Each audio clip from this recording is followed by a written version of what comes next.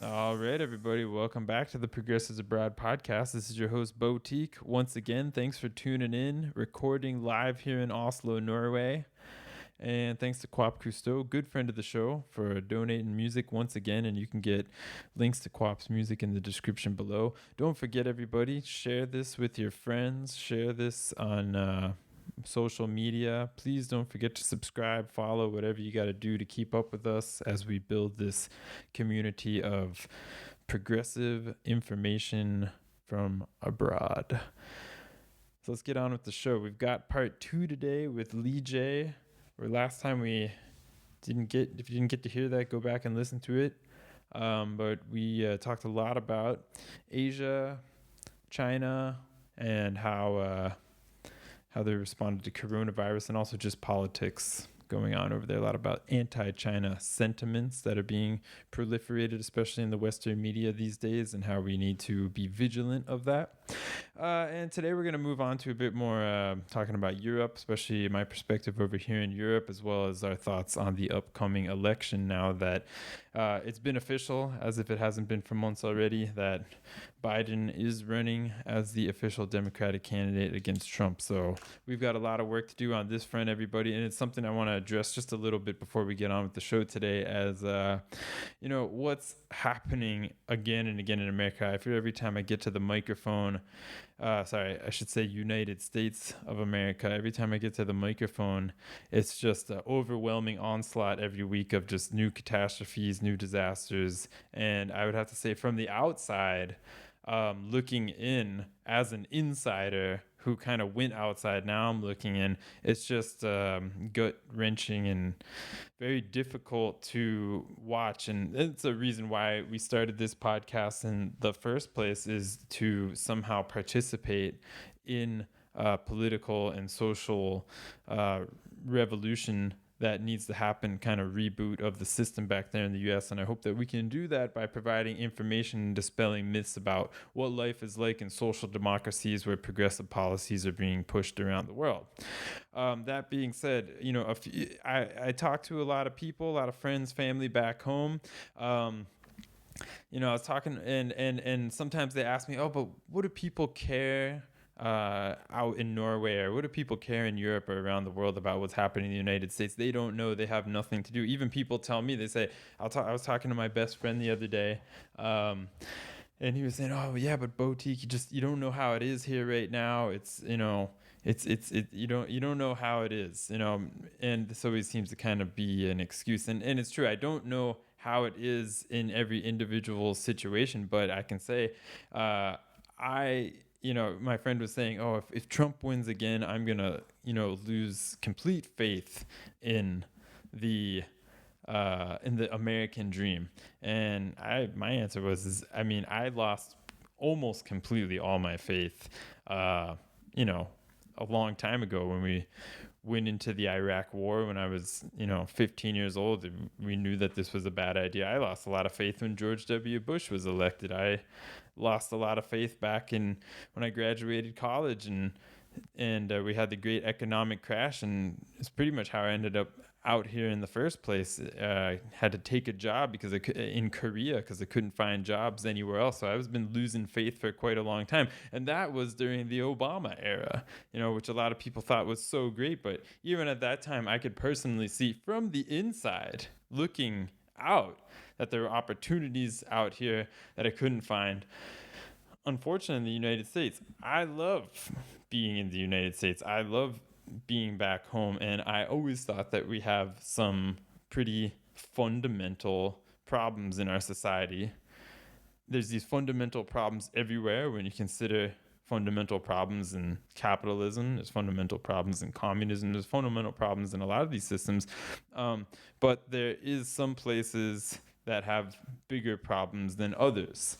So I never want to come off on this show as like a snob by any means, or somebody that can't really relate or has kind of like an unrealistic perspective, because I've been there. And even though I don't live all the time in the borders of the United States right now, I'm still a citizen, and we are all out here, all people around the world, we're citizens of the world. The United States is such a powerful country that everybody kind of depends on its stability.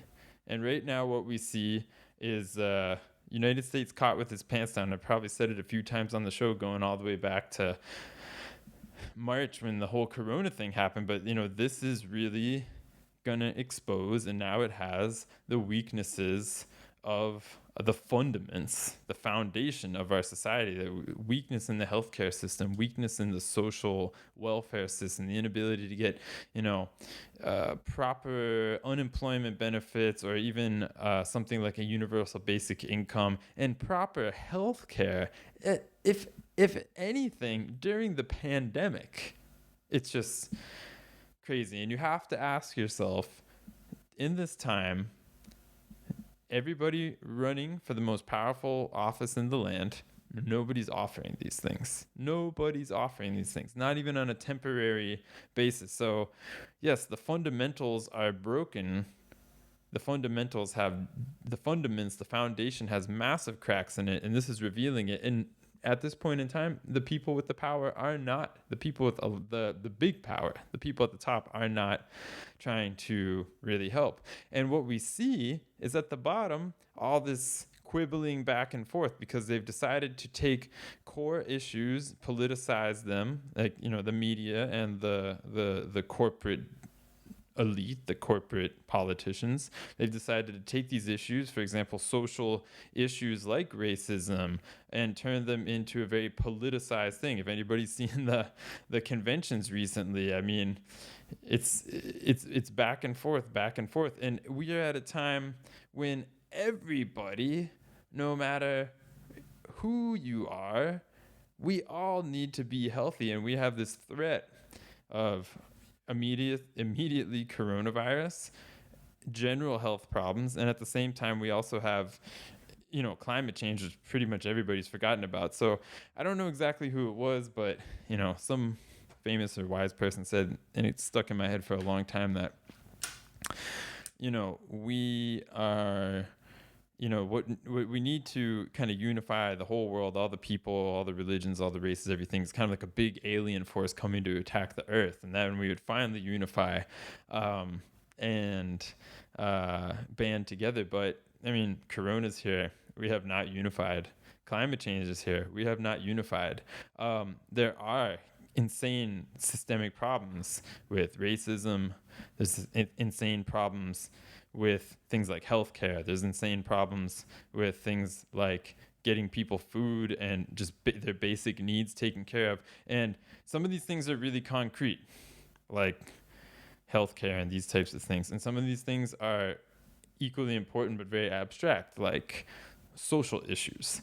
So to keep everybody stable at this point in time, we need to keep the basic needs of people, because what you see at a lot of these protests is, yes, there are some organizations that are organizing and having peaceful protests, but you have to, we can't put all the blame on protesters or people who are rioting or people who are also causing problems, because the government has abandoned them. People are at home, they're hungry, they're starving, they have nothing to live for, they have no job opportunities, they are just really down and out, And I mean, think about when you get hangry and you get mad at somebody because you need a snack or something like that, Neglect to people, no matter who you are, is going to lead to acting out, to psychological harm, to degradation of your mental stability, and causes you to act out and do things that in a stable society wouldn't do that. But that's the problem, is that the fundamentals of the society are broken. Now, on top of that, we have this problem of guns and gun violence. I just saw, recently, today or yesterday, there was the cops gunned down the unarmed black man, I think in Wisconsin, and then there was protests, and then on top of that, these militia groups come out, and it's craziness on the streets. And next thing you know, there's some young guys like 17 years old, 19 years old, walking through the streets with a freaking machine gun. This is insane. Like, there's no reason why anybody should be walking around with a machine gun. And I mean, I'm not going to have the argument here about I mean, it's just, to me, it's very basic. I don't condone gun use at all. I mean, I'm not hunting things and I'm not killing things. So I don't know why anybody, I mean, if you want to hunt, I'm vegan, so I wouldn't be in with that. But if that's what you want to do, then go for it. But I don't know why in general we need to be killing things. So just to give you a few numbers to bring it into like the broad perspective. In Europe, or in United States, there's approximately 330 million people.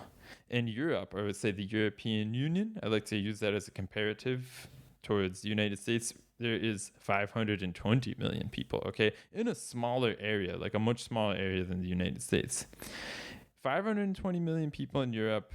We have 6,700 like gunshot-related deaths a year. United States, 330 million people.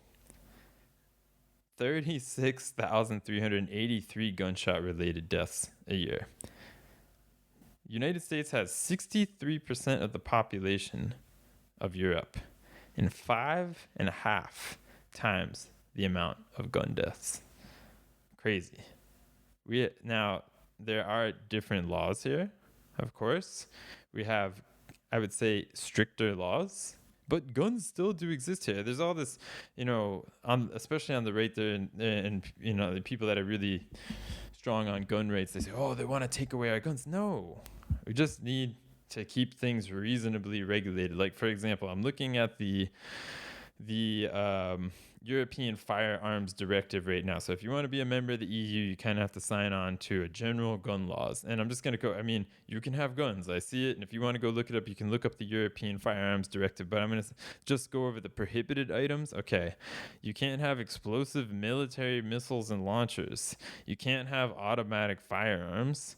You can't have firearms disguised as other objects. You can't have ammunition penetrating explosive incendiary projectiles and the projectiles for such ammunition. I'm not sure exactly what that means. And you can't have a pistol, revolver, ammunition with expanding projectiles and the projectiles for such ammunition except blah, blah, blah. Okay, so the one that I find really important here is that you can't have automatic firearms. There's just no reason for this. It's silly. And there you go. The numbers say it all. Now, it is true. Guns don't kill people. People kill people. But this is the dumbest argument ever because you need people to shoot guns. Da-da-da-da. And people can shoot a lot of people with automatic firearms. So, whatever. I don't want to get into a big argument about it, but it's just something, just want to drop that there. Anyways, also, an interesting article today out of a big newspaper here in Norway.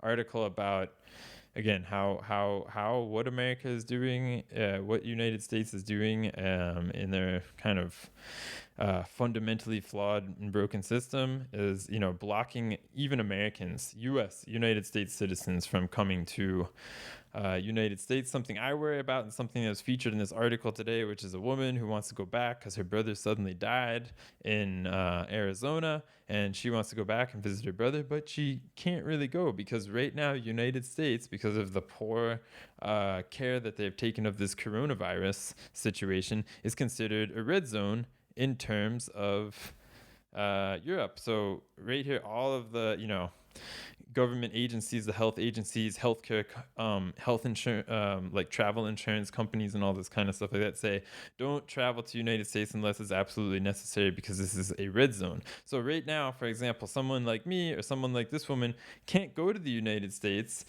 safely, would have to quarantine anyways, would have to quarantine when coming back, and when in the United States wouldn't be covered by health insurance. So this woman in this story today, which I can link at the bottom, it's in Norwegian, so you probably can't read it, unfortunately is not going to be able to go and visit her brother because she's afraid that she's going to get sick. And when she's going to get sick in the United States, she's not going to be able to get health care there because she didn't have health insurance there.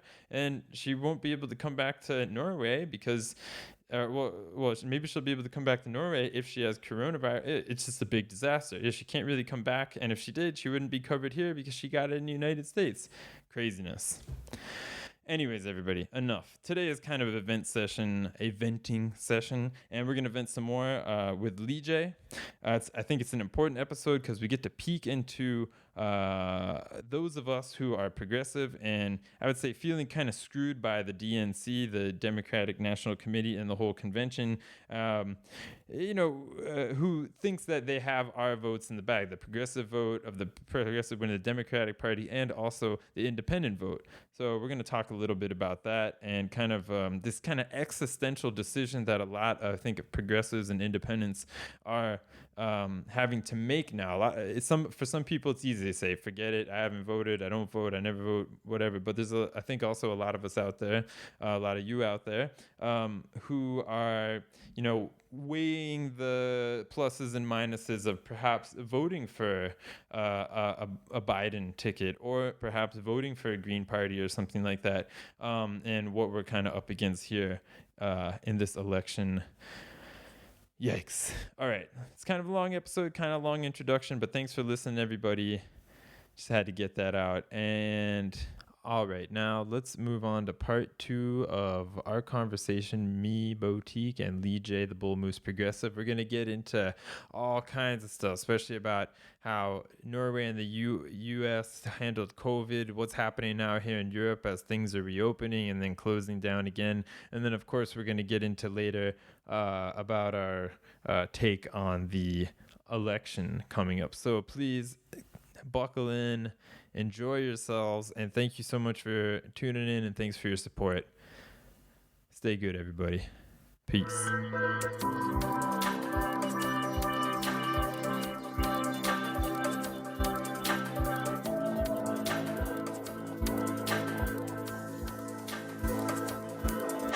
I think coronavirus, so far, Asia has won. United States has miserably failed. And Europe is like somewhere in the middle. We got the numbers quite down as the summer started to come in, like June and stuff like that. And then what started happening, which to me just makes very little sense, is then they started reopening everything. Like, it was bad here. Not as bad as in the United States, but it was bad. Just to do a little comparison, when I say it's not as bad as the United States, but it was still bad. Okay, so in Norway, for example, on the peak day, which was actually March 27th, that's when we had our peak amount of tested cases in one day, and it was 399 cases. We went on a lockdown basically, where a lot of things closed down, schools closed down, all that kind of stuff, I think around March 16th. So it was starting to peak already. Then we peaked at 399. I looked at Florida, where I'm originally from Florida. I looked at Florida's statistics, and just on like any given day, there's like 10,000 cases in Florida. And I was like, did some math. I was like, okay, well, Norway's population is about 25% the population of Florida. Let's round it up, call it 500 cases on their peak day. That means that, like, to be comparable to just one state like Florida, we would have to have 2,000 cases in a day, which we have never made it even close. But the amount of like lockdown that happened here was like vastly bigger than anything that vastly like more substantial than anything that we ever saw happen in Florida or like most of the other states, like other than maybe like New York, where they like really had to really shut it down because it was just I'm just going to say right now, eventually, just coincidentally, as we got to, we originally connected on the internet just through various progressive and Bernie related posts, I guess, but we coincidentally both happened to have lived in Florida.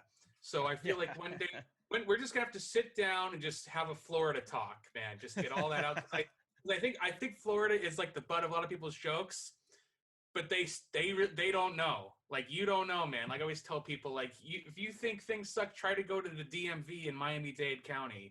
That's the closest thing to hell I've ever experienced in my life. But yeah, Florida's got some issues, and that's a good point. I think we need to do a whole. We should just do a whole episode on Florida. Just get it all out, man. But I've been making this comparison, trying to explain it to like friends and family back home, because I was like, don't you understand? Like, on the worst day we ever had here in the whole country of Norway, we were still more than 4 times less on like an average day in Florida right now. And yet people in Florida are like going to the swimming pool and like going on road trips and like going back all this stuff.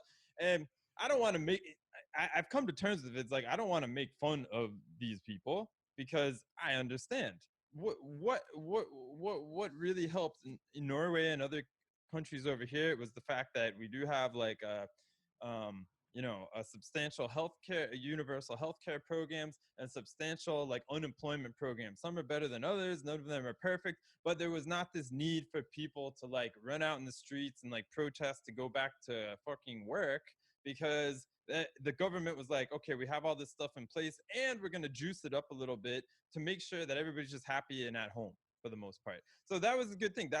This is really, I mean, a lot of people, I think a lot of people that look over at Europe and they'll say, "Oh, it was really bad at first," and but they have healthcare and all that kind of stuff. And it's like, yeah, we do have healthcare, but the unemployment system is also something that I think played a substantial factor in getting the numbers down. But then what happens? So summertime comes around. All the Europeans are like, "Oh, we want to go on vacation because that's what we do here in Europe because we've got 5 weeks off a year or whatever." And dude, they opened up a lot of the borders here in Norway to incoming traffic, incoming tourism, and stuff like that. Um, like July 15th, and we've consistently watched the numbers increase since Mhm. then.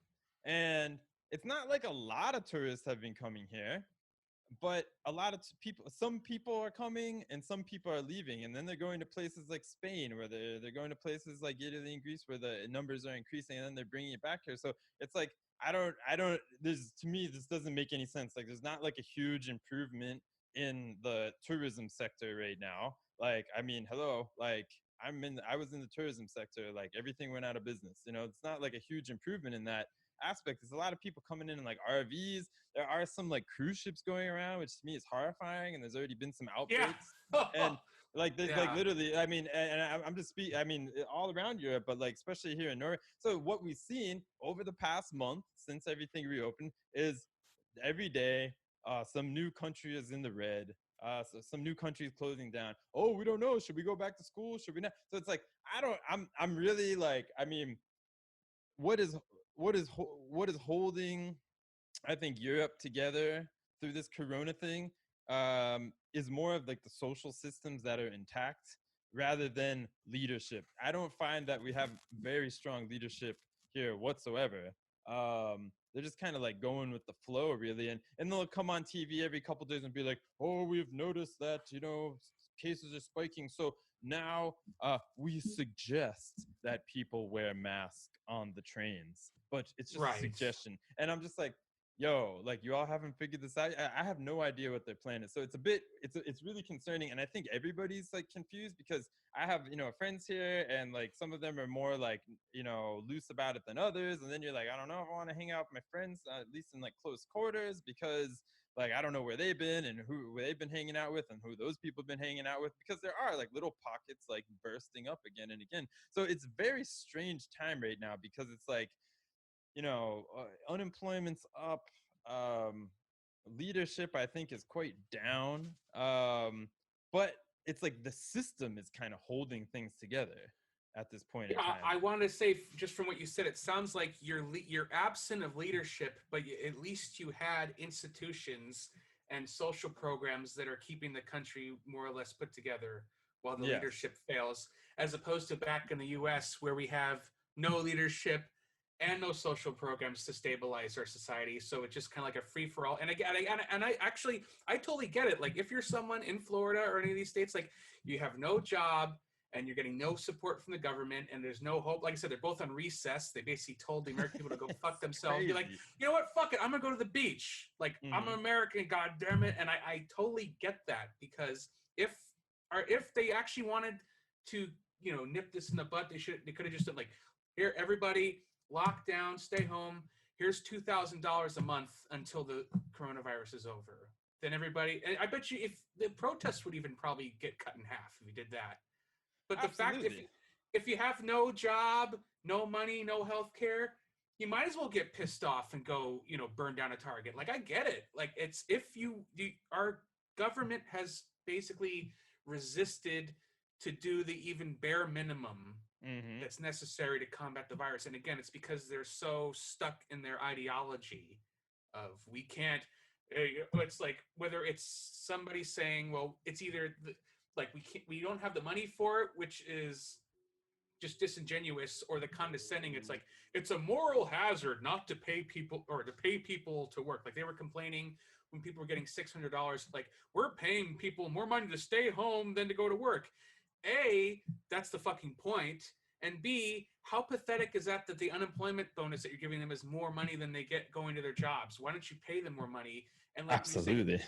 and like the whole thing in America was always this like, oh, look at the essential workers, and who are the essential workers? They end up being the most poorly paid, poorly treated people. We don't need stockbrokers, we don't need these finance people. They can go lock down, but they're demanding people to go back to work with no hazard pay and very little benefits, if anything at all. So our society is really, it's like I feel like it's the wood is cracking, and if something doesn't change, it's only gonna get worse. And whether it's Trump or Biden, no one seems willing or able to meet the call of history. And I'll still talk to people, like I'll talk to like older people, younger people, people different generations back home, and like people, I mean, so many people, I would say, unless they're like actually involved in these protests and stuff like that, so many people still don't get it. They're just like, oh my God, do you see what's going on in Portland? And I'm like, what do you mean? I was like, you mean like the people getting bagged in like unmarked cars and like Right. disappearing from like militia groups and stuff like that? Or do you mean all the hungry people that have been driven to the brink of like insanity? And yeah, okay, yeah, they're hungry, or they just have like lost all faith in like the world basically, and they're just like, fuck it, I'm just gonna just go do whatever, you know what I mean?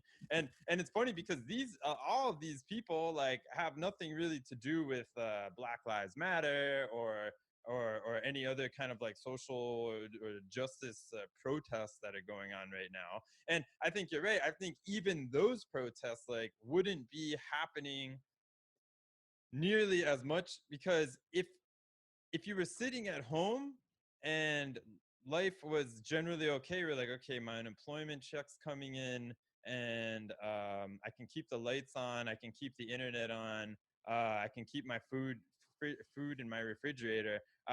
Maybe I'll wait till this, whole pandemic thing has subsided a little bit, and I'll just like, try to like, work the revolution from home or something like that. They would have been cut down. But if you got nothing else to live for, nothing else to do, government's telling you to stay home, and you're just like, why? Like, are you gonna let me die here? I'm gonna go die out there, like, but Well, and that's what I mean. That's what I'm saying. Like, they're so diluted, and they're like, even for their own sake. Like, if you really wanted to quell social disorder, you implement policies that make people not want to rebel. So their ideology is so warped, and they're so unwilling to deal with reality or even be empathetic or accept reality. Like I said, if you just gave everybody UBI $2,000 a month to the end of the virus, most I'd say the majority of people would stay home. Most wouldn't protest, because in the end, most people, as long as people feel secure that their life and their children's lives are secure, they're not going to go right. You only force the people to revolt if they have nothing to lose, and I feel like they forgot their history, man. I mean, it's only going to get worse and worse. And they're basically forcing Bastille Day again if they just do nothing, which is where we're at. It's only going to get worse. And I mean, what do you think is going to happen? Because the way I see it, Trump is like shooting yourself in the face. Biden is like drinking poison. Like, you're dead, but do you want it fast or do you want it slow? And that's basically where, because I mean, sure, Biden will temporarily stop the horrible encroaching, like authoritarian neo-fascism that Trump and some Republicans are going in that direction. But we'll just get like Tom Cotton or Ted Cruz or someone even worse next time if nothing changes. Because the way I see it, this is what I want to get to. Here's my theory. I want to put this on the record. Mm-hmm. So if it happens, then I was on the record for it. So, I mean, how much have you been paying attention to the whole presidential race up to this point from Norway? Oh, Because Dude, I'm all over it. But I mean, yeah, I have a lot to say about that. Yeah. Yeah, well, let me just. I'll give you. Yeah, lay it down. Lay it down, brother. I'll give you the. I'll give you the truncated version. Okay, Yeah. so you're. I think it's like an open secret. Most people know that Biden is old as fuck, and he's not. He's not operating on 100%.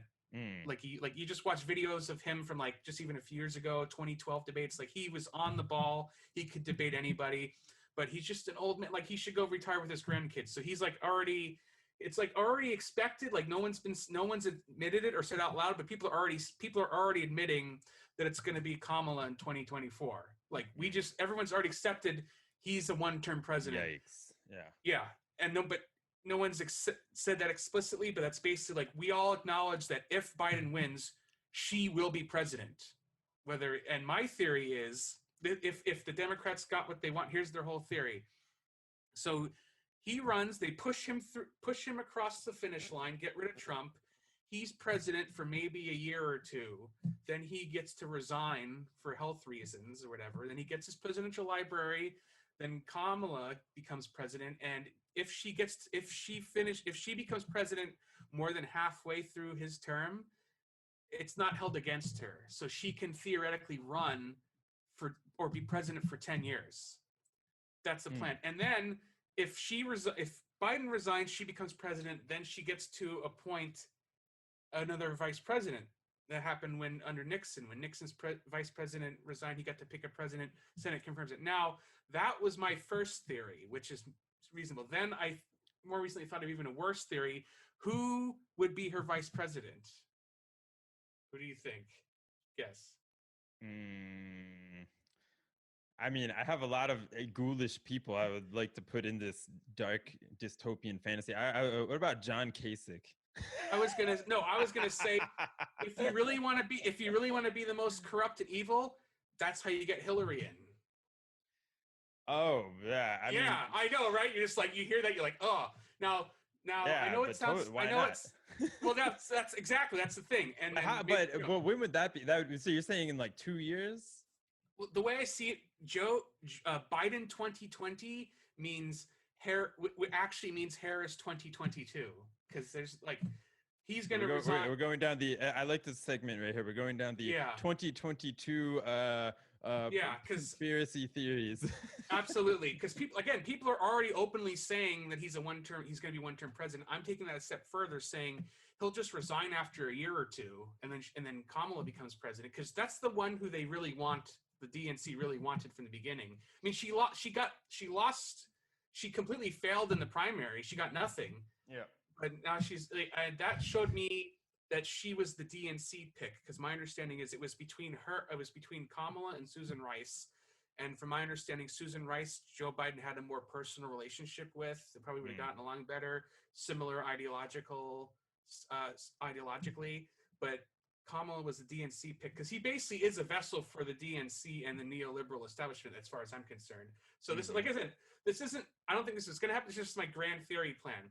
So so Kamala becomes president, and then the worst case scenario, yes, Hillary becomes VP. Then Kamala goes away for, we'll just say, reasons, and then Hillary becomes president, and she never even got elected. Now, as terrible as that sounds, my hope is that maybe she won't care anymore because she's not the first. She won't be the first female president anymore. But who knows? Maybe she'll still care, because I mean that's the way I see it. If Biden wins, one way or the other, Kamala Harris will be president. So that actually means something. And if she becomes president, then it's just the same continuous shit over and over again. They're not going to do anything that needs to be done, fundamentally changed. And that's the biggest tragedy of all. Like, it doesn't really matter who it is; they're just representative of the continuing cranking the machine. And that's my ultimate horrible theory, which I hope never happens. But yeah, that's interesting, man. It wouldn't surprise me at all. I mean, I have some theories too. I didn't ever have a Hillary factor in there. I mean, but it would be so bizarre. Like, I mean, but okay. Let me.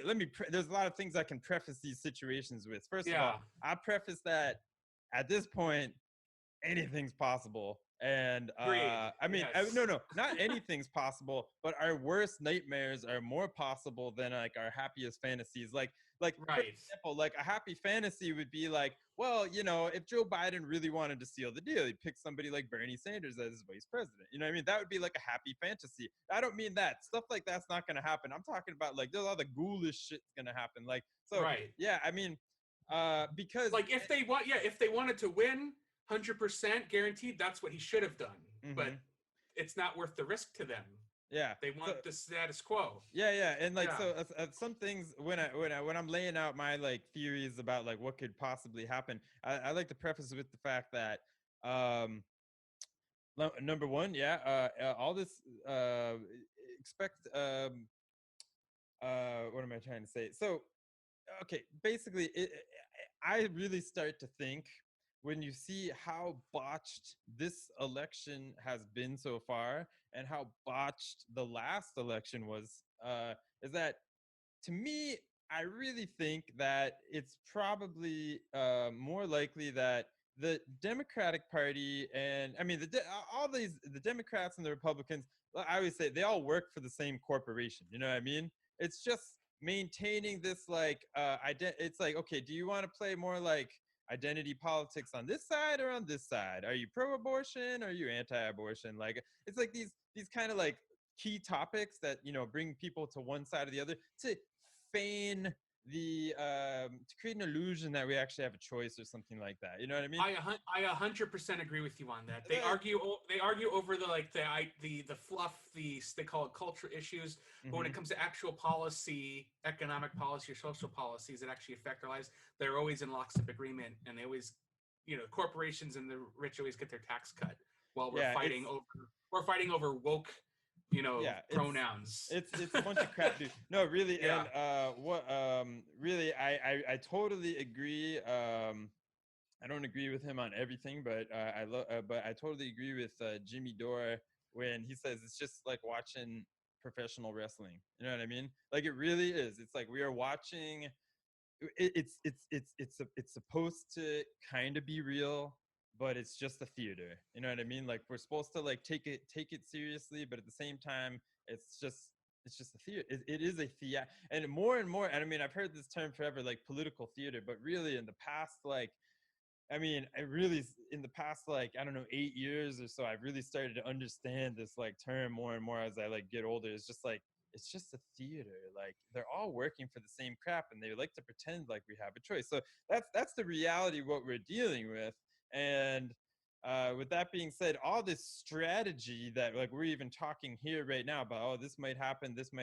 It's all it's like watching a movie. It's watching a movie, but the movie is our life because these policies will actually impact us. But the fact that we have a choice in this, it doesn't really, I don't think we really do if we keep playing in this two-party game, you know? Yeah, like I said, the changes are only skin deep and superficial. You Mm-hmm. know what I mean? Yeah, at the end Like, of the day, for these people, it doesn't really matter.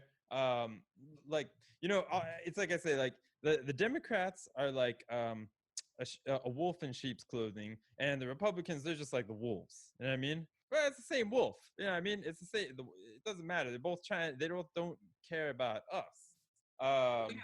And the thing is that the problem is that the Democratic Party and the DNC has for like the, you know, it's all, everything went to shit. It's basically Reagan and beyond. But the Democratic Party has been moving more to the right to try to meet the Republicans in the middle, and then the Republicans keep moving right even more. And no matter what you do as a Democrat, they're still going to call you a communist. They're still going to call you a socialist. So it mhm. doesn't matter how far right you move because you're still to the left of them. So it's kind of this point. And then you end up here where you have you basically have a right of center party, which is the Democratic Party. And now you have the Republican Party that's just basically falling off the scale. Mhm. And I mean, Well, dude, I mean, at the Democratic National, I mean, you can see exactly what kind of message they're trying to send us, especially like us, like progressive people, is that, you know, the Democratic Convention, I tried to watch some of it, but it was just like, maybe it was just so mind-blowingly horrible. I watched 30 seconds of Bernie's speech, and I watched the entire 60 seconds that they allowed AOC to pre-record. That's Hmm. all you need to know. Like that's how Yeah, little and then they they think had like of us. John Kasich, like, you know, basically like, you know, calling out, but again, it's a theater. Like, dude, I really, I at this point, I don't even know what's up with Bernie Sanders. I don't know what's up with AOC. Like, I think that, Well, it I depends don't how know. conspiratorial you get, and this is actually, I mean, there's several things. Like you could say, deep down, I think, I mean, deep down, I honestly think Bernie is just a sincere, nice, and decent old man who did what he thought was right. I mean, you look back. I mean, do you remember when during the primary when Elizabeth Warren tried to do the fake sexism smear against him? Yeah. So that happened. Yeah, she sold out to try to win. She wanted to be vice president under Biden when she could have been vice president under Bernie, but she got nothing for it, of course. Mm-hmm. The point is, and because he actually tried to push her to run in 2016. He was encouraging her to run, but she declined because it was like Hillary was preordained, so he felt like he had an obligation to run. So long story short, and why I call myself the bull moose progressive is I try to bring that spirit from Teddy Roosevelt. He just didn't have the bull moose in him to go all the way. And part of the reason I feel like they settled with Biden, and I feel like the Democrats really did settle with him, and they all coalesced, got behind him to stop Bernie. But it seems that Joe Biden or Bernie actually sees Joe Biden as his personal friend. For whatever reason, you can judge that good or bad, but there seemed to be like a legitimate personal like kinship or friendship between the two. And the way I see it, that made it more unlikely for Bernie to attack and go, do what needed to be done. But he's like, I'm not going to destroy my friend here. That's just kind of how I see it. And in the end, I just feel Bernie didn't have it in him to be basically the fighter to smash through all of the corruption. And he just doesn't want to be Ralph Nader. I've heard that term a lot. He's like, I don't want to be blamed, even though that's the problem. They're going to blame the progressives no matter what. If they win, they're going to say, oh, people like our neoliberalism. Isn't that great? Even though they're basically winning by default because it's Trump. And if they lose, it's all the progressives' fault for not voting for him, even though they're literally, it's so bad. It's so frustrating because they're basically doing the exact same thing they did last time. They're putting up like a career neoliberal politician with a like lame vice president, and they can't win because Trump is so bad. And it's still, after all of this 4 years, they're still basically 50-50%. Like, how insane is that? The guy that fired the pandemic experts before the pandemic, and half the country's still supporting him. How the fuck does that work? Mm-hmm. So long story short, I just feel like Bernie unfortunately didn't have the fight in him, and as far as AOC goes, like, she's so young, I just feel like she's got so much pressure to like conform and submit. It's really, and I can only imagine the pressure that she must experience, walking around Congress. So yeah, I mean, I don't know, man. It's like I don't want to start any conspiracy theories, but I just do wonder what kind of like I just feel like there's got to be a lot of blackmail going on behind the scenes. Well, like, 100%.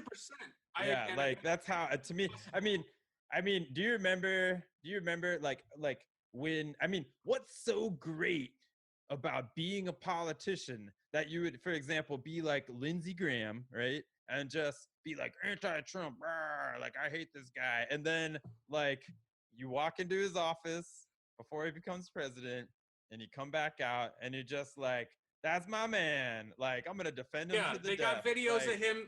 They got videos of him literally saying the exact opposite thing about Trump. Like before the election, he was like, "This guy's a kook," and then like afterwards, he's not a kook. So I definitely bet it's totally plausible that like most of DC has blackmail on people. I mean, I don't know, like how bad was it? Like, did people come up to Bernie and just be like, "Hey, we're gonna murder you and your family if you don't get in line"?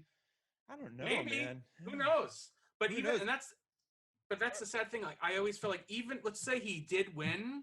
Let's say he won the primary and he would win in a landslide. We all know that. Like, that's that like just reality, because the American people overwhelmingly support the positions, but they were basically gaslit by the media and the Democrats. It's like, well, if you put this crazy socialist, he can't win, so you have to settle for milquetoast, electable, safe candidate, because that worked last time, right? No, but if Bernie actually won, and I mean this, and I know I feel bad saying this, but I feel like he'd be dead in like a year. Like, they would not allow him to be president, real honestly. And I mean, how hard would it be to kill like an 80-year-old guy? And that's the same thing. Everyone's saying like AOC next time, she'll be old enough, she'll be 35, she could be the youngest president ever. It's like, not only would the DNC and the Republicans, but the DNC specifically would do everything to stop her from becoming president. But if she actually won, I mean, I hate to say it, I just think the system will not allow progressives to ever take control again because there's too much money. There's too much corruption. Dude, it's just a big ball of corruption.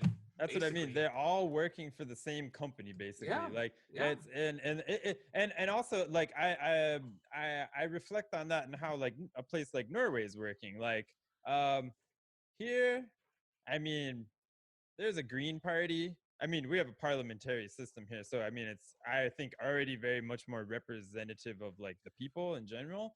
But like, I mean, here they do have a Green Party. They have like one seat in the parliament. It is not a very like popular party here. And then they have the Workers' Party, and then they have like the Christian Democrats, and they have the Conservatives, and the blah blah blah. They've got all these parties. I think the parliamentary system's great, but one thing that pretty much everybody except maybe the Green Party that's got like one seat in the parliament is totally cool on is just like drill that oil. You know what I mean? Because this is like a oil-based economy, and because everyone's getting paid. That's why. Yeah, except for the Green Party. Yeah, and like I don't even know like what level. I don't know if I mean here there's such a I need to familiarize myself better, but I don't think it is as directly.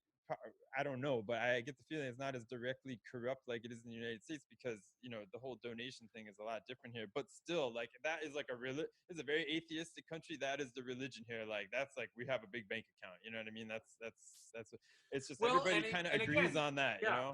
Well, and again, I'm not nearly as much of a Norway expert as you are, but I would just think based on that, it's like that's probably where they get a lot of their money to support their social programs too. But I'm just guessing. Yeah, no, it's actually it's not where they get so much. That mostly comes from the taxes. But what the big thing about the revenue, the tax, they save all of like the tax revenue from the oil because it's owned by the state, and that goes into a big savings account. It's called like the National Oil Fund, and it's kind of like the rainy day fund. And they only use about 4% of the interest generated from that revenue every year, basically to like work on like infrastructure projects and stuff like this, and like big, you know, kind of social projects like that. But it's actually most of the social system is supported by the tax system. So that is one thing I always like to like clarify for a lot of people, and I'm sure there's people that are better educated on this out there than me. So if you're listening and you hear something, please take up your discrepancies with me. I'd like to know more. But for example, when I'm doing like tours and stuff like that, and I always get these Americans that come on tour and they'll be like, oh yeah, well, yeah, but of course, like Norway can have all these like healthcare, Medicare for all type programs because you got all the oil. And I'm like, no. I was like, first of all, you see that in all these other developed countries around the world. And second of all, this is mostly just a different kind of priority system. This is like a different distribution of the wealth or distribution of the tax money. You know, we don't have a budget that is like 51% for the military, you know, like so yeah, it is yeah, Norway's not constantly intervening in the affairs of other nations all around the world constantly. Yeah. or a huge military industrial complex to support. But yeah, but going back to my point, so like I mean, you do see reflections of that in other countries too. Like, of course, the United States is not the only country where we have like a government that is working for things bigger than the people. You know what I mean? Right. But we just have such a problem with it in the United States that I don't know about you. So yeah, this is kind of where I was thinking about going with this. It's just like, you know, okay, so progressives in general and like progressives abroad, you know, it's we're all kind of connected. I feel like as progressives abroad, we do have some good stuff to share with like people back home, for example, because we do see what it's like in these other countries and how it works. And I know that like, you know, I had these ideas, I had like, you know, seeds of these ideas, of course, before I ever went and lived abroad. Like I was always unhappy about the healthcare system in the United States. And I always thought it was messed up that we had to have all this student debt, and I would read about what it's like in other countries. But of course, I feel like we do have something to offer to people, even though we're not like experts in everything. We do have something to offer people when it comes to disseminating information outside of the bubble. That's why we're here. But I mean, yeah, I don't know. Like, where do we progressives in general, here, there, everywhere? Like, where are we going now? You know what I mean? Like, we've got this election coming up. You know, I think a lot of people are struggling about how they're going to cast their vote. And then like after that, like where to go from there, you know? What do you think? Well, it's funny. So here, I'll be like I said, I'll be honest and candid. So I've always, from the beginning, my dad is an interesting fellow to say the least. Funny enough, we were living in Florida during the 2000 election, and he voted for Nader. So even to this day, some of our relatives, we have like our professional Democrat cousin who's like all in politics. She's like a straight mainline Democrat, and she still gives him shit for that. But my dad's he's like, you know what? For the first time in my life, my vote actually mattered. It may have had disastrous results, but it mattered. And I voted my conscience. I voted for what I thought was right. I voted for my values, and I don't feel guilty at all. I'm the same way. I've been a registered independent since I was 18, so I'm not like loyal to either party. They're obviously, generally speaking, both terrible. One is slightly less bad than the other, depending on what you're talking about. So I usually always vote third party. And I'm in New York now, so that's obviously not a swing state by any means. And they were going, like, my dad's an MSNBC guy, and they basically had him convinced to vote for Biden. As most people, it's like if you don't vote for Biden, then you're enabling fascism. Of course, yeah, that's what everybody No, says. That's what everybody don't. says. And I always say, well, there's so many different levels. It's like, instead of vote shaming me to vote for your horribly flawed, corporately corrupt candidate, why don't you inspire the half the eligible voters in the country who don't vote at all? Yes. First of all, and like exactly. Hello, and not even that. If the Democrats really, all they have to do is offer me and progressives just give us one policy to be excited about. Just like they won't even do that. I know, and they managed to convince my dad to vote for Biden. And I said, well, and I'm just like that. He's still against Medicare for all during a global pandemic. And then my dad's like, oh, well, fuck him.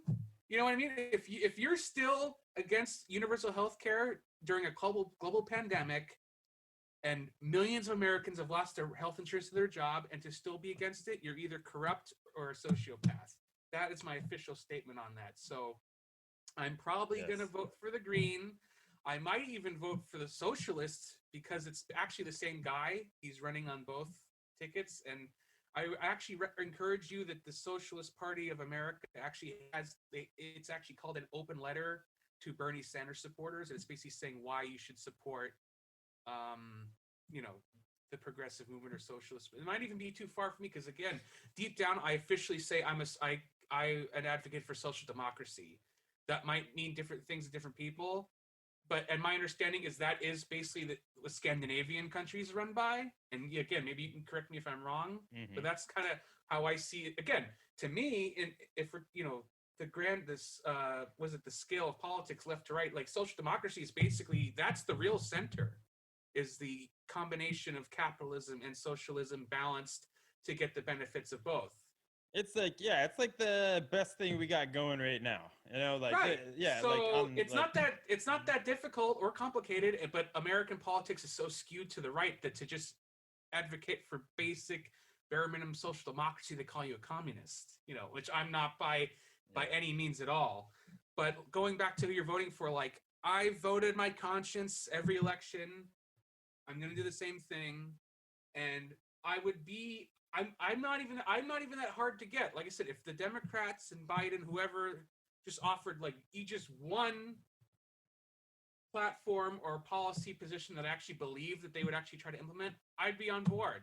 But they're literally offering me nothing except extortion. It's like, if you don't vote for this corrupt corporate piece of shit, Trump gets reelected and it's your fault we go fascist. It's like, no, that's not how this works. You're supposed to give me a reason to get up and vote for you. And to go on from that, the scary thing is whatever happens in November is going to be terrible. I think that's kind of another unspoken thing that no one's admitted yet, but we all kind of feels like no matter what happens in November, it's going to be awful.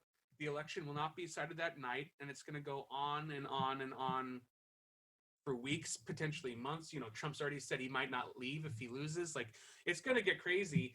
And the saddest thing is, like, what really it makes me sad is that we never got that. I always said, even in 2016 or now, if it was Trump versus Bernie, that at least would have, that's like, to me, that's like the final choice Americas would have to make. It's like, all right, you either get like social democracy or corporate fascism. Make your choice. But now we kind of get, you either get incompetent fascism or like moderately standard issue corruption, and we don't really get that final choice.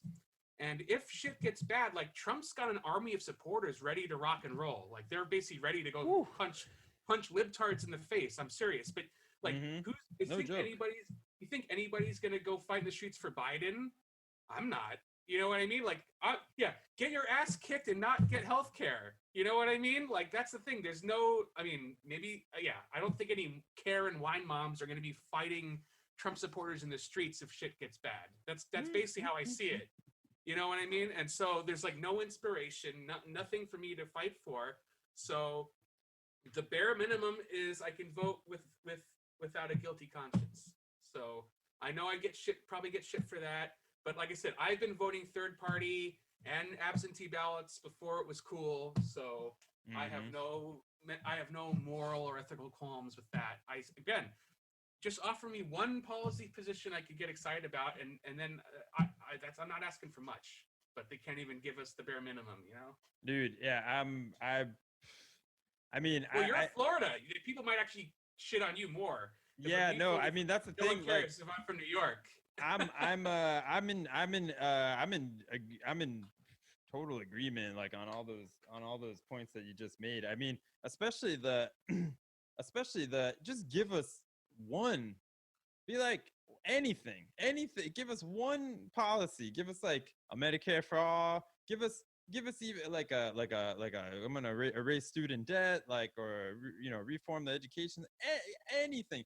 But to me, and what a lot of people don't understand about this election, especially the as you said, the the neoliberal crowd, the never Trump, like, neoliberal, or like, I don't even know how to categorize these people, but let's call them the Washington D.C. cocktail party crowd, because that includes Republicans and Democrats. Yeah, and it's really bizarre because it's like, I mean, I see it on Facebook, I see it on all over the place. I see it's a lot of these people I went to high school with, like, it's a lot of mainstream media, blah blah blah. And I just think, like, man, what you guys don't understand is like how brutally, like, what a brutal slap in the face this whole primary process and previous election process has been for progressive people, independent voters, like all kinds of, like, kind of disaffected, disenfranchised voters, like people that don't fall into one party, which is the biggest voting block of, right.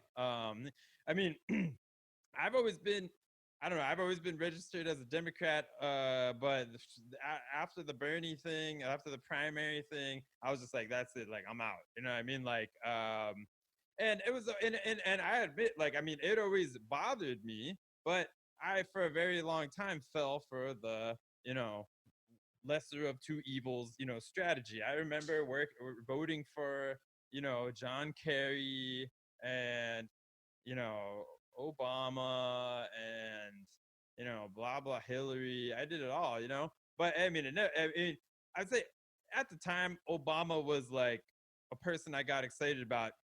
That's a whole other, forget about that. Yeah, now. Like, we'll definitely have to do a whole Obama episode. Obama in review. Yeah, seriously, the Obama, like, there's a lot to talk about there. And I'll just, as a teaser, I didn't fall for the trap then, and I do feel vindicated now. So yeah, I voted. But the thing is like, in the end of the day, like, you kind of start to realize that, like, all this, it almost doesn't even matter. Like, I mean, my argument for a long time has been, throughout all of this, I remember when I was 16 years old, I was in government class, and we had the explanation of, like, how the government works. You know what I mean? And from that point in time, I was just like, well, at the end of the day, the president doesn't actually matter that much. Like, she's kind of the figurehead. They have a lot of these like, executive orders they can make, but the president can always be like overturned at some point or another. You know what I mean? Like pretty much whatever they do. And they're very much more like, I mean, a figurehead, for being diplomatic, for like global, world stuff. And what we've come to find out again and again is like steering kind of the mood and the vibe of the society. You know what I mean? Like, I mean, there's no doubt about it that like, when people saw Trump come down the golden elevator and they saw him at his, rallies, there were a lot of people that were like, hey, finally some crazy, like, crazy man, like crazy right-wing guy that's like speaking the truth. He's really talking to me. So it's like he vibed up the society, that portion of people that like really like felt what he was saying. So there's no doubt about that. I think that's almost the most powerful position presidents tend to have. Everybody loved Obama so much because he was this like, very worldly guy, spoke different languages, lived all around, stuff like that. So he was the kind of like a good representative. Yeah, I was gonna say the company, they basically, both Obama and Trump basically got elected for the exact same reason, that people are so desperate and craving for something different. So we had Clinton and Bush, she's just like ugh, and then Obama, here comes this like very well spoken, articulate man, a black guy, like, oh, first black president, great. And when he becomes president, same shit. Even Trump, if Trump wasn't such a loudmouth asshole, he would basically be a standard run-of-the-mill Republican for the most part. Like, he's done a couple things that are like aggressively terrible, but just most of the like he's basically been a failure. All he really got passed was his tax cut, but everything else is just it's all just loudmouth asshole distraction. Has it really changed? Well, that just much? like we said earlier, like it's the illusion. Like the only real political discourse is all like the fluff, the attitude, the behavior. Like, Trump's such an immoral and foul man, and he's a Manchurian candidate, and the Russians and illegitimate, but we're still going to give him enhanced spy powers and $800 billion added to the military budget. Because, the Democrats have consistently voted along with him, so on all of his crap. Like, I mean, everything. Giving him more money for the military, the CARES Act, like all this, Keep the military and the security state churning along, and then we have bullshit arguments on kente cloths and Goya beans and it's just so stupid. It pisses me off every time we talk about this. It's like, and I feel like it's all just scams too. It's like, just I'll say this right now, and this happened just recently in my life. It's the little things that once I realized that the main issue is that basically what has inspired people to become Americans, but also to the detriment of America, is that everything is about how to get people to spend their money. So, for example, just little things. Like, you ever go to the airport, whether it's Taiwan, Hong Kong, wherever, they always have those luggage carts, the easy carts or whatever. You get them at the airport, and they're free. But you go to New York or LAX, $1.50, $2. Like, it's insignificant, but you got to pay. Like, everything costs money. And it's something I realized here. Like, Taiwan, most people have like motorbikes, not motorcycles, but motorbikes. They're cheap, but they get you long distances. You probably get like 80 miles. Who knows? I don't even know. But I know you could buy a used motorbike for just a few thousand NT, and that's just like maybe like $30 or $50. And so how? And it made me think: why are so many people in Taiwan driving motorbikes? But why are motorbikes not such a big deal in the US? It's because why buy a motorbike if you convince people to buy a car that costs 5 times as much? You know what I mean? Everything is designed to make you spend your money. And like I was just talking to my dad, like, people get screwed over every day. Like, he's basically paying for a cell phone service that doesn't work, and people, I think the biggest issue is that people like are frustrated and pissed off and taken advantage of, and they just don't know how bad they're getting scammed, whether it's through government incompetence on purpose or just corporate greed. Because I was going to say that's the most I'll say salacious thing the Trump administration has done, is because Republicans have always been big government bad, small government good. Like big business and big government can be just as bad. They're both people at the top with basically too much power. But the insidious thing about Trump administration, and perfect example is with the post office, is that they're basically implementing deliberate incompetence. Just like you said, making it more difficult on purpose. It's not just that government's bad. Like I said, they're deliberately fucking up the post office so that the election is doomed. Like, and it's basically they basically admitted that now. Yeah, and that's what actually this is one thing I have to say it was very interesting me to observe something that really I mean, it's always I feel like, we're always constantly, waking up to like more and more like knowledge and realizations about how our governments are working. Yeah, just looking at how Trump runs his presidency versus how like in the past and I think this is probably pretty consistent with the Republicans too in general, and how the Democrats run it. It's almost like this again, it's this theater and it's this game where it's like, okay, the Republicans, like their game and like the Trump game is like, oh well, you had something, well I'm gonna take it from you and make you beg for it, have it back. Like Right. the whole like DACA thing, like it was like this is perfectly fine program, like all they needed to do was renew it, and Trump was like, nah, I'm gonna take it, I'm gonna make you like beg for it, and then what he does is like sometimes he does that with it's like his technique, it's like his business technique, like it's like he'll take something away that you already had and then make you fight for it to get it back. And like maybe if he decides to be like benevolent, he'll get it back in some diluted way. And then with the Democrats, it's like the opposite. They're just like, oh yeah, there's these things that we're like fighting for, like same-sex marriage, and then at the end they rally in all the states and like they give this to the people, this ability for same-sex marriage. It's like, that was great, that was fantastic, but this is like obvious shit that should be legal anyways. You know what I mean? I don't see Well, why well, that's the thing. It was the Supreme Court's decision, so it was kind of a cop out. Mm-hmm. It took the Supreme Court to decide, so there wasn't even they shouldn't even get credit for it. You know what I mean? No. It's like, I mean, yeah, it's again, it's all just like yeah, you're right. I mean, yeah. and that's the thing too. It's like it's very basic. This is like Mm-hmm. I'm kind of like talking from the perspective of the general public. The general public will associate like a part of Obama's legacy with the fact that like under his rule, like same-sex marriage became legal in most places.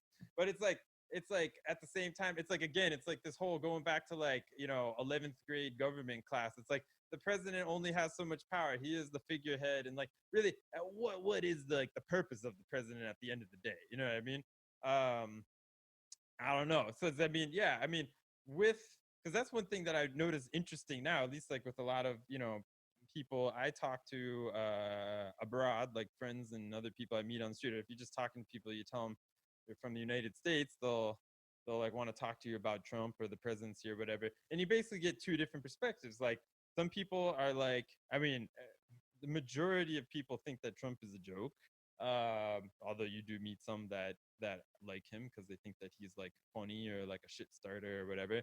But you do meet people that are like, oh, the very basic, like unnuanced perspective is basically the same you'll find in the United States. Oh, like Joe Biden, but he was with Obama, and oh, Kamala Harris, well, she's like this, He's Miss like the First female Lady. Obama. Yeah, Yeah, she's the female Obama. It's right, like, yeah, right. exactly.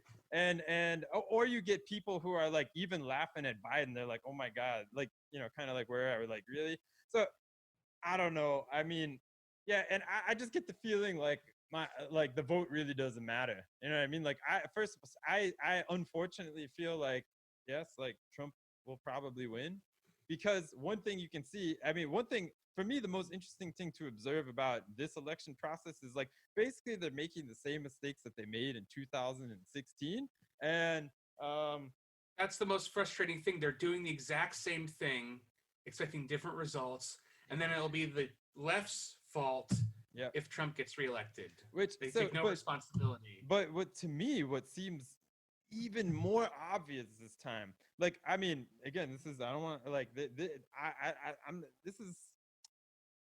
this is maybe not a conspiracy theory, but this is something that I have observed. I don't think it's a theory. I haven't heard anybody else talk about this really, but like what I observe is that it's like almost, it's like a very abusive relationship. you should vote for this because this guy is not Trump. But at the same time, we're not going to give you anything that you want. Not one thing. Like you said, you just give us one thing. That would be okay for now. You know what I mean? Not giving us anything. And then pounding people with like voter shaming. I mean, when you see I see these like memes floating around on the internet, and I don't think it's just regular people making these memes. I mean, maybe some of them are, but I think this is all very like, it's just a lot of good propaganda floating around. Be like, yeah, like, can you imagine like not voting against Hitler back during like back during in the late 1930s? Right. Like, this is what Well, progressives sound like, if like, you cynically, if you yeah, it's like I feel like in today, if you cynically bring up Hitler, like you've already lost your argument. Like again, people using that in bad faith, like Trump is Hitler. It's like, I mean, he's bad, but he's not fucking Hitler. Okay, like they're not burning people in ovens. Okay, yeah, like exactly. watch your language, please. That's yeah, like this. You're being disingenuous or you're an asshole. Like let's be honest here.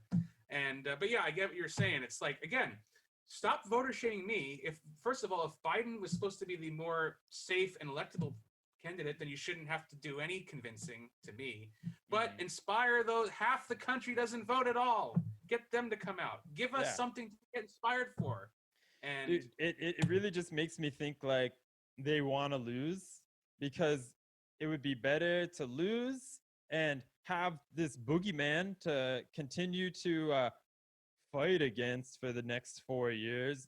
dude, I completely agree with you. Than to have like a Bernie in office. Well, that's the thing, and that's the truth from the beginning. I've said that from the beginning. This is before the pandemic. The Democrats would rather lose to Trump and keep the status quo in economic sense than to risk having minor social democracy. Because if I always say this, if Trump's still president, the ruling class, the Washington D.C. cocktail party people, I would say, as long as their taxes are low, their stocks are high, and they can afford to send their kids to private school, they don't care who's president. So I think, and I've been saying this for a while, I honestly feel like this is the most cynical election of my lifetime so far, because I agree with you. I feel like deep down, neither party wants to win.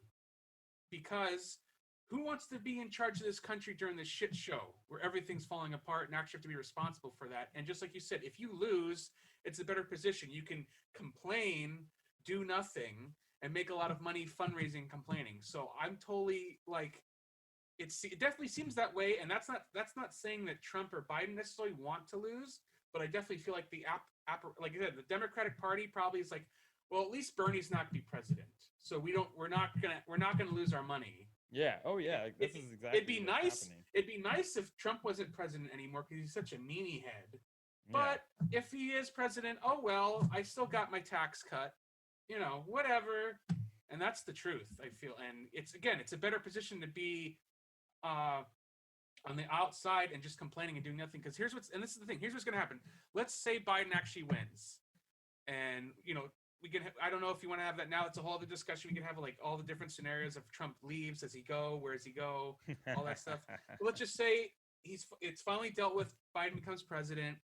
Then we're going to go back, and let's say the Democrats even get the House and the Senate, and they'll get it for 2 years, and then the Republicans will stonewall everything just like they did under Obama, and it'll be and then I always say I'm looking forward to the Republicans going back to pretending to care about the debt and the deficit once the Democrats take over again, because that's going to happen immediately. We can't support these radical socialist programs because we don't have the money for it. After you guys just gave like trillions of dollars of tax cuts to Wall Street and the corporations and the wealthy, and the Fed literally pumping trillions of dollars to pump the stock market up. Because you notice they're like, Trump's always saying that like everything's going to shit, but the stock market's great. It has record high. It's like stock market means nothing to the majority of American people. Yeah. Why do they always use that as like some sort of fake indicator of economic success? Like the stock market's doing great.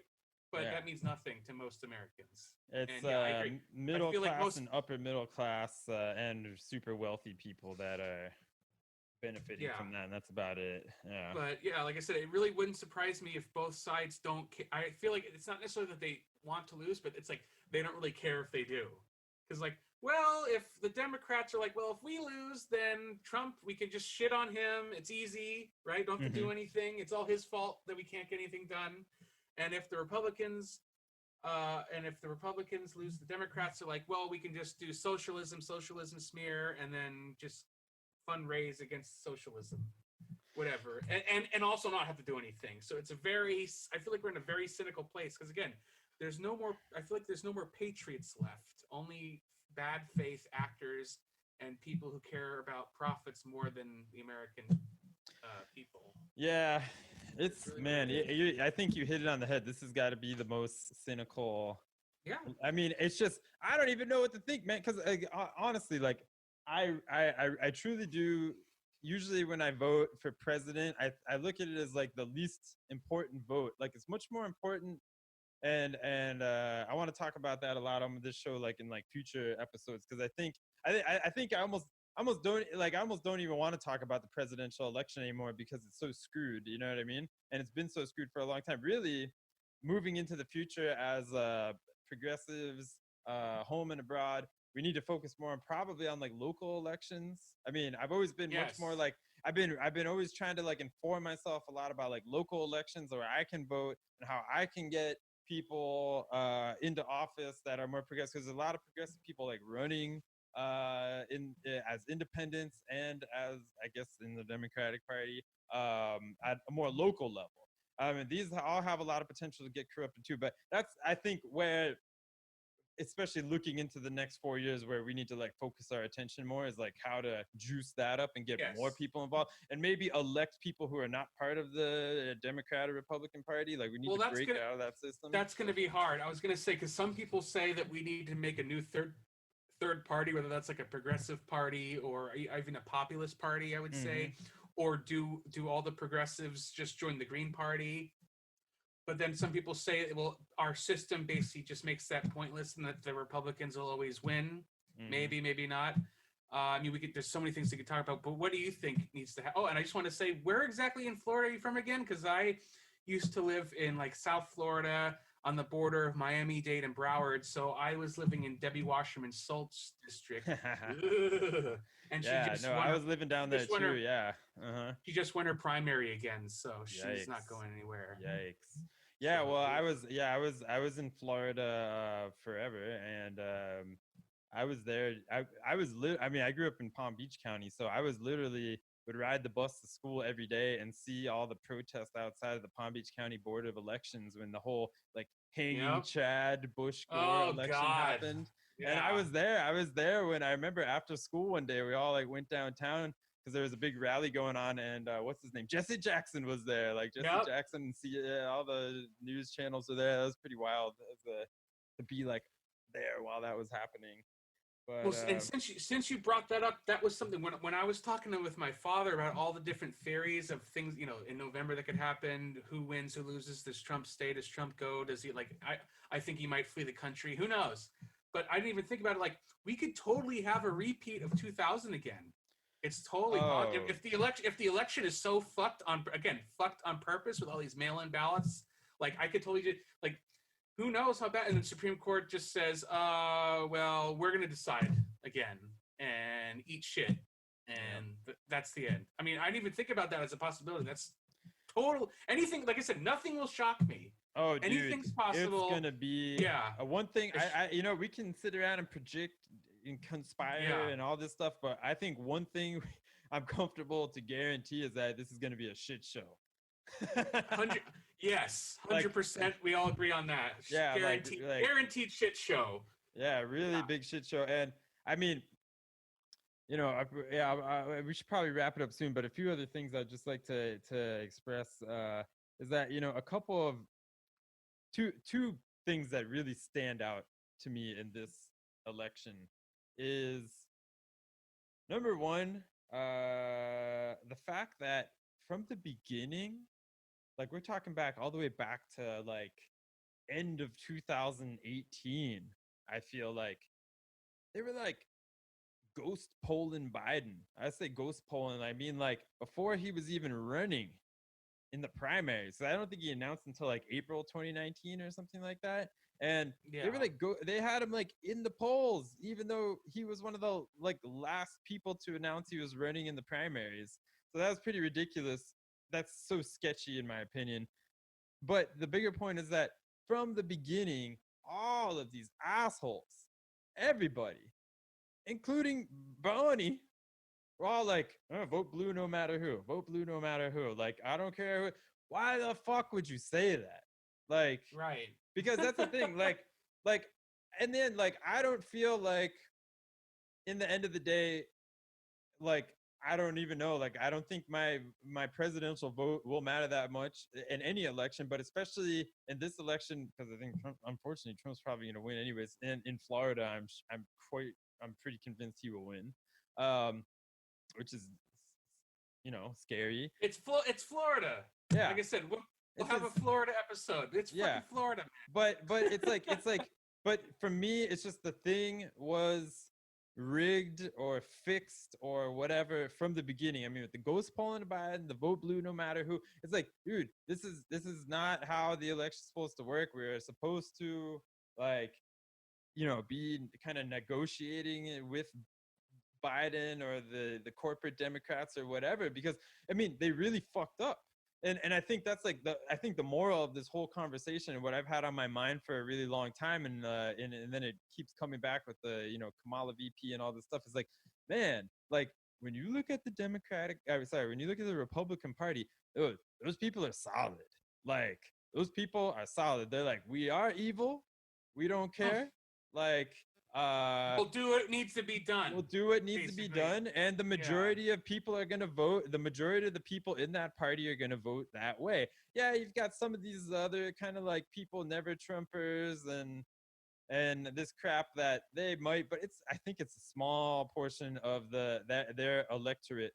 And then on the other side, you got the people who are like supposed to vote for the Democrats, like they're saying the progressives and the independent, like they think that independent voting bloc is supposed to vote for the Democrats, or like anybody that's not a Republican that's in all these other categories. And it's like they did and still do nothing to coagulate. Like, I mean, okay, we all know that if you were blue no matter who, if you were truly blue no matter who party, which is not me, I'm not blue no matter who, you're not blue no matter who, but if you were part of that, then that means that you would have also voted for Bernie Sanders. You know what I mean?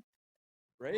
Right. Right. Like, I mean, if you vote blue no matter who, I guess, like, even if you wanted Dianne Feinstein to be president, but that didn't work out, you'd still be voting blue no matter who, so you vote for Bernie. But there was, even back in the day, like we're talking like 10 a year ago, you would have all these Democratic politicians on mainstream media, they'd be like, so would you support a Sanders presidency? And they would be sitting there like, Absolutely not. oh, that's not going to happen. I don't think it's going to get to that point, like blah blah Right. blah.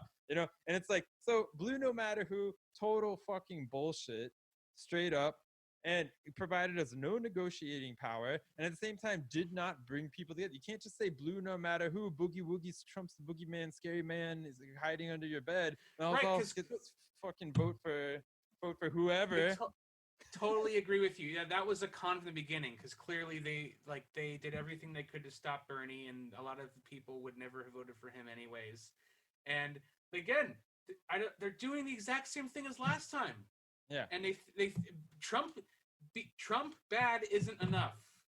And Yeah, even with all this shit going on, you figure he would be losing by like 80% because of the pandemic and but it's still 50. Like, how pathetic is that?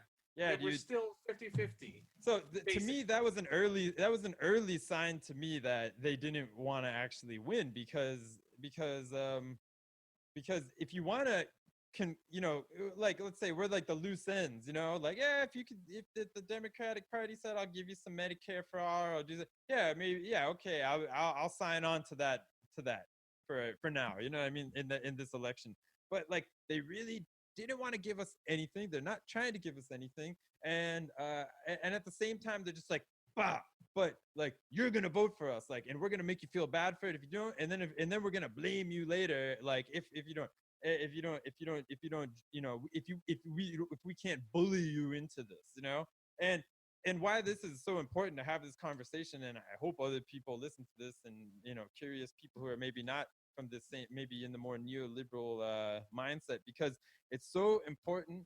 Just like last time, I didn't think Hillary was going to win. I thought it was a very strong chance Trump was going to win for these reasons. And as I look through, talk to people like you, listen to me, listen to a lot of leftist, progressive commentators, media, journalists, man, the supposed left that's supposed to vote blue no matter who is very discombobulated, very disjointed, and is running aimlessly around and like, what do we do? You know what I mean? And because it's like, yeah, of course, I'm not voting for Trump. That would never fucking happen in a million years. But it's like, what am I supposed to vote for? This people that have just been bullying us the whole time? And it's important that people know that. Like, it's important that all these like neoliberal blue, no matter who people know that, and start also pushing these politicians to change their platforms and stuff like that. But then again, the whole thing is fixed and they're all working for the same company, so it probably wouldn't. I was gonna say, all these vote blue no matter who people were so excited they were willing to vote for Bloomberg, man. And that's basically just another Trump. They were so excited to be like, yeah, luckily he had the charisma of a wet paper bag and he failed miserably. But that was the point. They would rather vote for Bloomberg, who was like a Republican 2 weeks ago, and became a Democrat to run it. But that's the vote blue no matter who mentality. They would have voted for Bloomberg. You know? And I mean, their second option, if they wanted to seal the deal with the voters. I mean, I don't know about you, but like for me, I would be much more convinced to buy into this whole thing. Because right now I'm like totally unconvinced, but like I'd be much more convinced to buy into this thing if they were like, all right, Olive Branch, if he'll take it, we'll do Bernie as the VP. You know what I mean? It would still probably be a big scam. You know what I mean? But optically, like I said, give us something. Give us something. Something. All they've given us is, it's your fault if Trump gets reelected. That's it. That's it. Yeah, and then of course the other thing, another thing I wanted to bring up before we go is the fact that even here during a fucking pandemic, I mean, all you need to do right now to win this election is say, we're doing Medicare for all, baby. I know. Send that check to the government. That's it. And that's why I say that's how twisted and corrupt they are to their donors and their ideology, that they can't even do the bare minimum for themselves. Like I said, if the Republicans wanted to actually win, they could just be like, you know what? We're gonna do UBI, and Trump's name will be on all those checks. But they still. Well, I'll tell you what, man. I mean, I'm not sure what happened, but I just have this feeling in my gut, like. I'm not making a prediction, but I'm saying anything can happen at this point. And it wouldn't surprise me if one day Trump comes out and says, I'm going to do Trump Care for All. And I wonder. Do it. Hey, man, do it, right? Bring it on. See what happens. What are people going to do? Like, yeah. Well, no, I wanted to say before we also go, like, you know what the most hilarious scenario to me would happen? So remember, Trump won electoral college, but lost the popular vote. What if somehow the opposite happens with Biden? What if Biden wins the electoral college and loses the popular vote? Does that mean everybody is going to immediately completely flip and be complete hypocrites? Probably. You know what I mean? Like, that's what's going to happen. All this is possible. Yeah. But I did want one last thing before we go. Yeah. That I think the solution going forward is that we really, there's a lot of things that need to happen, but I'll just focus on one thing, is ranked choice voting. I think that Maine, this election has ranked choice voting, so probably won't happen, but in theory, there's a person on the Green Party running for Senate in Maine, and at least they actually have a chance to win. So going forward, there's a lot of things that need to be done, obviously, but I'll just end by saying ranked choice voting is one of the big things that we could do, and it isn't that difficult to do. Like, each state can decide to do ranked choice voting if they wanted to. It's not like this constitutional ingrained thing. every state could do ranked choice voting if they wanted to, and I feel like that's the way going. But of course, the two major parties don't want that, so that's a difficult to do. But that's a very simple thing to do that would make our system, I would think, a lot more actually democratic and more vibrant democracy. So Yeah, I like that idea a lot too. Yeah, man, we got a long way to go. That's a for lot. sure. Like I said, after Trump's president, there's a lot of shit that needs to be done. Probably won't be. Well, you know me. My plan is to somehow end up in Europe, hopefully in Norway, where you're That's the at. plan. Move away. I mean, man, I that's all I got, man. I mean, what do I have to go back to? Survival mechanism. Yeah, I'm just in survival mode, man. Just survival mode. Well, it's no doubt about it that the failed system, the failed state, the lack of healthcare, the immense debt, the crashing economy that we were all a part of about 10 years ago from this very day was a huge motivation for me to leave the country out of survival, and a big reason why I'm still here today. So I guess that's why we do this podcast, because we do want to spread this knowledge and also give back a bit, because Lord knows I'll still love the great old USA. And actually, part of me really does this also because I'd like to go back someday. So I hope to kind of influence something somehow, somewhere. That's just a far off dream. But and just a friendly reminder, if anybody in America is looking for a job, you got a college degree, they're still taking some companies in Taiwan are still hiring people from overseas, even with the pandemic. So yes, there's they're willing to make it happen. If you're willing to come, they'll still take you. So think about that. All right, before we go, Lee J, do you want to just tell everybody where they can find you on the internet or your podcast or whatever? Sure. I got a podcast I'm just trying to do with my dad. When he's not inappropriate, I post podcasts on the Joy of Liberty, but you'll mostly find me having pointless arguments on Twitter as the Bull Moose Progressive. So that's where I spend most of my time, and I should be being more productive. I'm Bull Moose Progressive, Teddy Roosevelt style progressivism. I think that's going to be the way forward. So that's what I stand for. That's right. That sounds like another podcast we need to do. Oh yeah. Yeah. All right, Lee J, feel free to stick around after the show. Thanks everybody for tuning in today. Send us your comments, send us your questions, your concerns, your wishes, and please don't forget to subscribe wherever you listen to podcasts or even on YouTube. This is your host BoTik. Thanks, Lee J, for coming on the show, and we'll see you next time.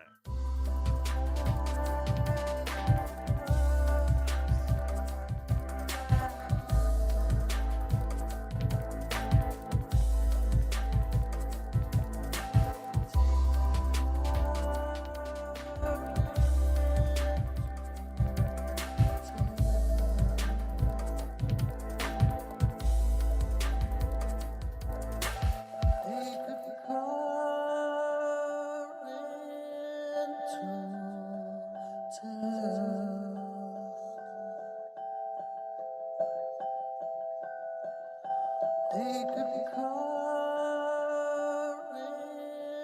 to